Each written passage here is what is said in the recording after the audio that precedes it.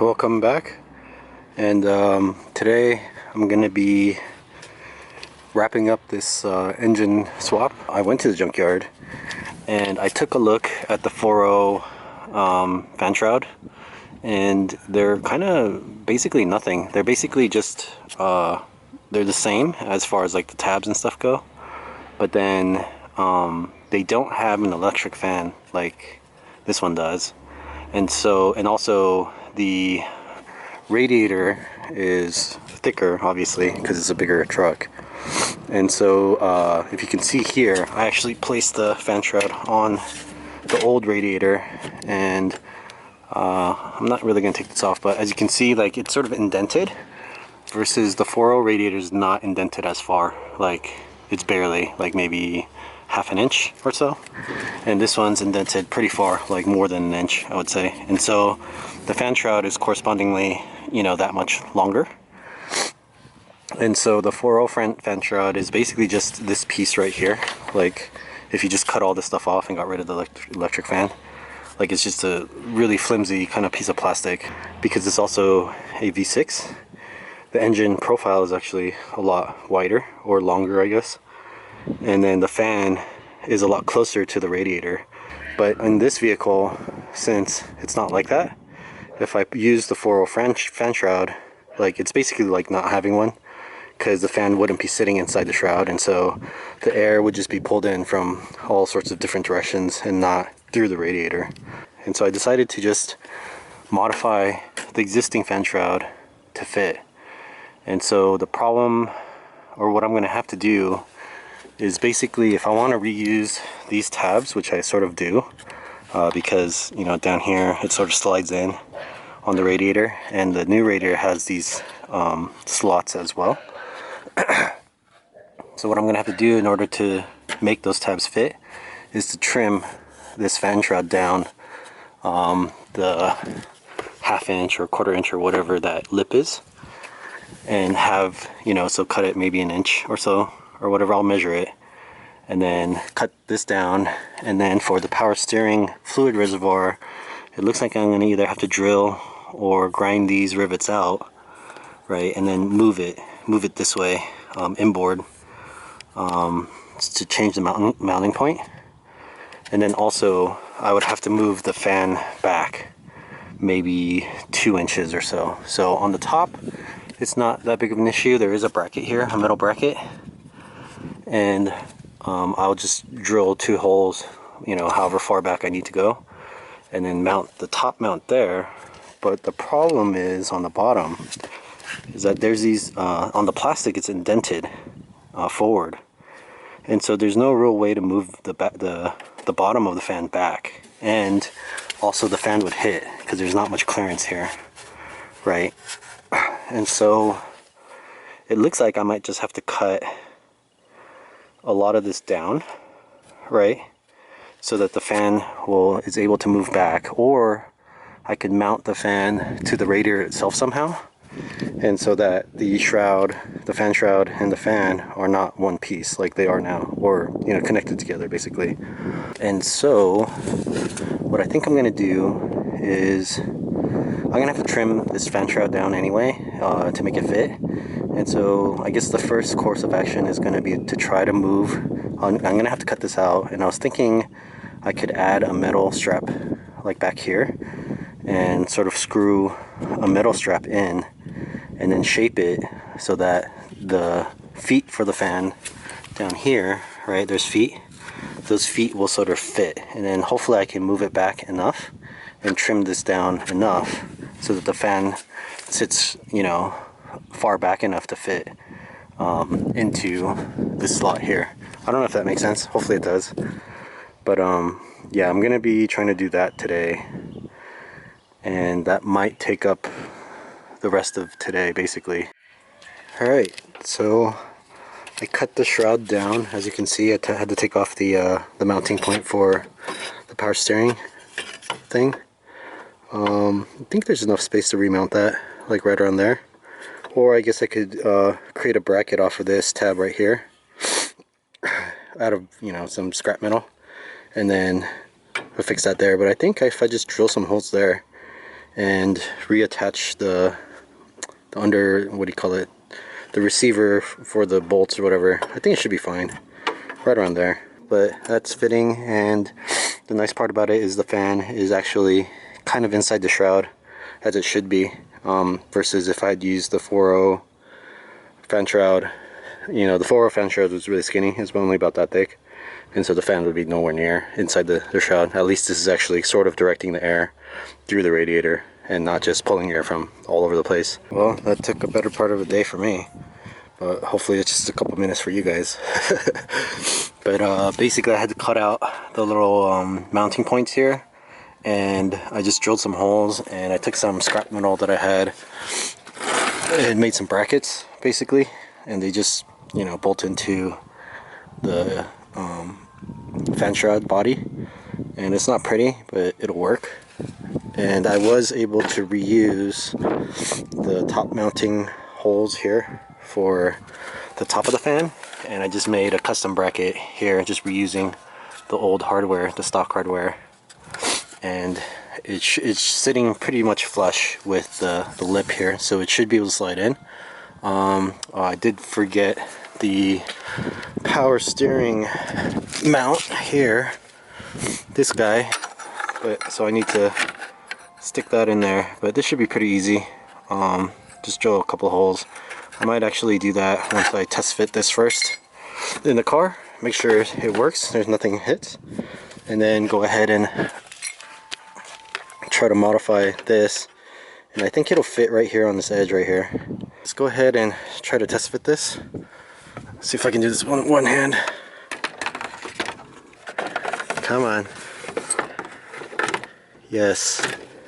Go in. Oop. Oh no, no, no, no. Get in there. Yes. Okay, let's see if I can adjust this a little bit so that it fits a little better. Okay. Alright. So, yeah, that looks like it's gonna work. Woo. And also the fan is sort of shrouded now. I mean, it'd be better if it was further back. The shroud would slide a little further back to really utilize, you know, the sucking power. The sucking power. So yeah, that looks like it's gonna work, and I don't think anything's hitting anywhere. None of the new bolts that I put in don't look like they're hitting. So yeah, nice.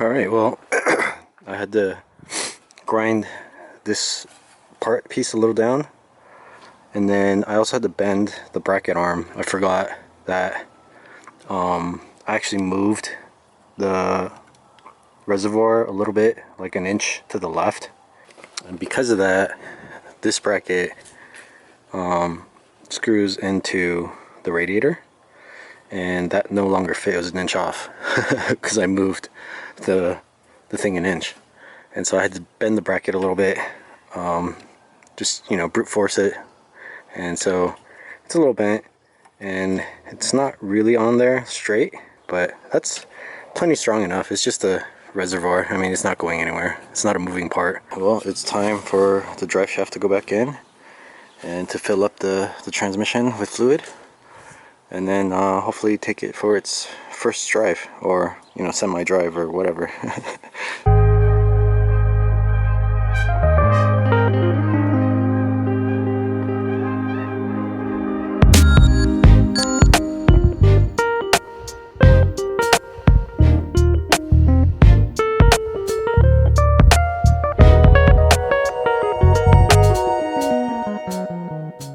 Alright, well, she's all topped off with all the fluids. Manual transmission fluid is in. I got it started. I didn't document that part, but, you know, everything looks like it's working. The fan is spinning down there. Electric fan's on. Shroud is great. No hitting on anything. No rubbing, nothing like that. So, now it's time to maybe putt around a little bit. And, you know, not too crazy, but let's see what it can do. I bought a short throw shifter off of eBay, and it feels really good. I haven't actually tried it yet, but just throwing it into gear just with the engine off, yeah, the throws are really short, so that should enhance the driving experience. That's first, second, third, fourth, fifth, and reverse. All right, well, I think I'm just gonna try to drive it now. See how the clutch feels on the stage 2 clutch. Sitting on the cinder block, not the ideal thing, and probably shouldn't be holding this camera while I'm trying to drive as well, even though I'm probably not going to be going very far. But let's release the brake. Let's try this. Oh, that's grabby.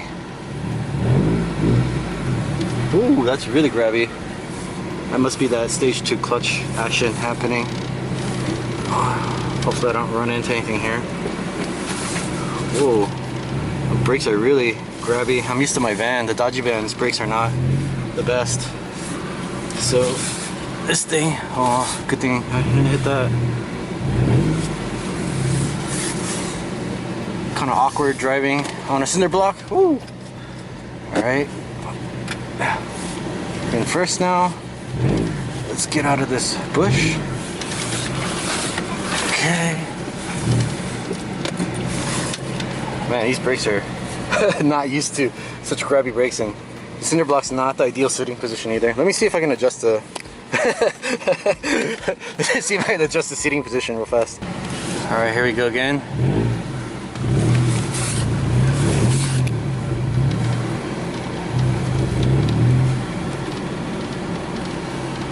I'm just sort of putting around in my parents' backyard here in reverse.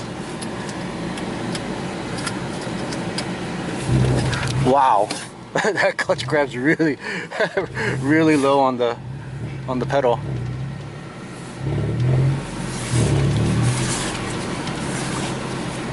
Okay. Wow, wow, wow.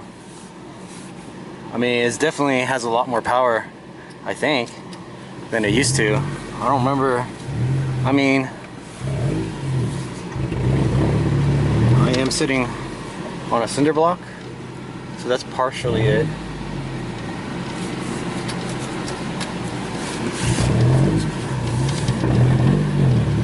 This thing sounds nice. It's not super loud, although I'm just sort of putting around, so maybe at freeway speeds it might be a lot more annoying.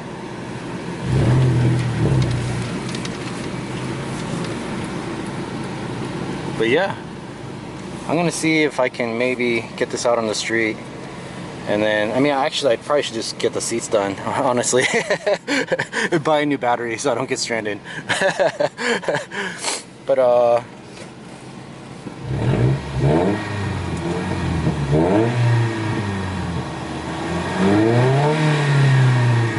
mean, no check engine lights so far. It doesn't feel like it's running either lean or rich. I mean, I haven't hooked up my wideband sensor, so there's no way to know for sure. I guess I can smell the exhaust. Let's do that.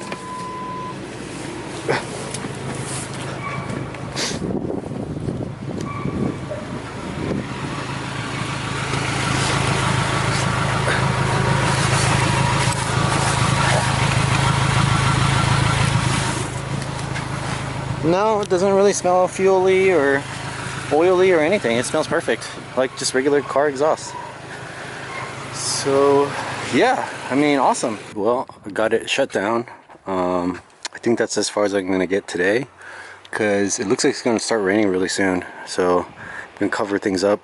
I'm gonna wait till tomorrow to do the first sort of test drive. I'm not gonna push it too hard. I'm not gonna like rev it all the way out just because I don't know what's going on, and the cinder block's really sketchy. I might have to come up with a better solution, something better to sit on than just a piece of concrete or whatever that is. So I'm guessing it might be okay, honestly, with the stock injectors, the stock head, everything's stock except just the bottom end's a 2.5, and it seems like it's running fine. Like, it's perfect, no smells in the exhaust. No leaks so far. This is from me spilling a bunch of coolant. But down here it's bone dry, so that's a good sign. There's a little bit of coolant here, probably from the spill. It overflowed basically from the radiator, you could tell, because I was filling the what do you call it, the thing with this open, because I was trying to burp the system and I was trying to do too many things at once. But yeah, it seems like it's pretty much done. I'm gonna probably get started working on the seat, because that's the next order of priority basically for safety issues, and then wiring in that wideband sensor. So you'll see me do that next video, and also the first test drive, just putting around a little bit on the surface streets. And yeah, I would call this done. And I'll also do a wrap-up video where I go through kind of how much everything cost and the total time and stuff required and difficulty level. Honestly, it wasn't that hard. So any mechanic at home, you know, DIY, could probably do this if you know a little bit about cars. And you know, even if you don't, if you have a manual, it shouldn't be that hard. It's just, you know, monkey see, monkey do. You read the directions and then just follow them basically. And you know, don't be an idiot like me and over tighten bolts in the head and ruin your cam caps. But yeah, other than that, that's pretty much it. And I would say this build is or the engine swap at least, is complete. Well, thanks for watching.